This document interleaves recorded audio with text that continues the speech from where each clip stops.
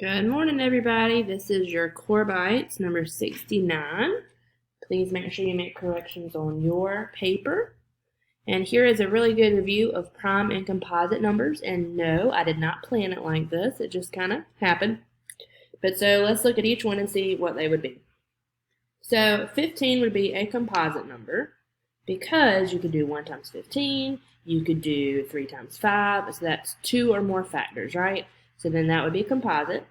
For 16, it would also be composite because you could do 1 times 16, you could do 2 times 8, you could do 4 times 4. For 17, though, 17 is going to be prime because the only factors you could do for that would be 1 times 17. And then for 18, it would also be composite here because you could do 1 times 18, 2 times 9, 3 times 6.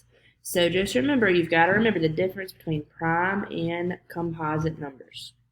For the next one, we're estimating the difference by rounding each number to the nearest 10 and then subtracting. So we've got to go to the nearest 10. Okay?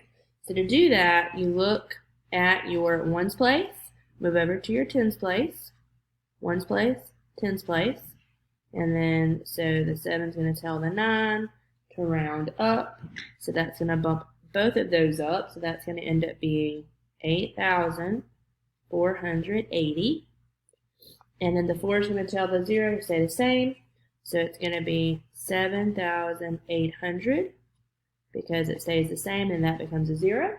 So then you're going to subtract. So 0 minus 0 gives you 0. 8 minus 0 gives you 8. And then here you're going to have to regroup. Whoop, that's a 7. That would be a 14. So 14 minus 8 would give you 6.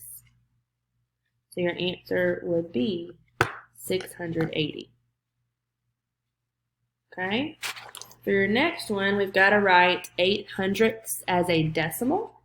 So we're still working on getting you guys to decimals, but so there is no whole number. Put your 0. And then hundredths, so the first one would be tenths, but we're hundredths, so you're going to do 0, 8, so that's the hundredth spot. And then we're going to measure this angle using a protractor. So if you look at the numbers, it goes up and it goes between 110 and 120. So that means it would have to be in increments of 5.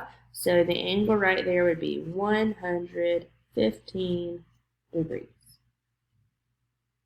And then if we're going to draw a line of symmetry on this heart, you would actually go straight down the center, and that would be your line of symmetry, because if you were folding it like folding a piece of paper, then it would be perfect on both sides.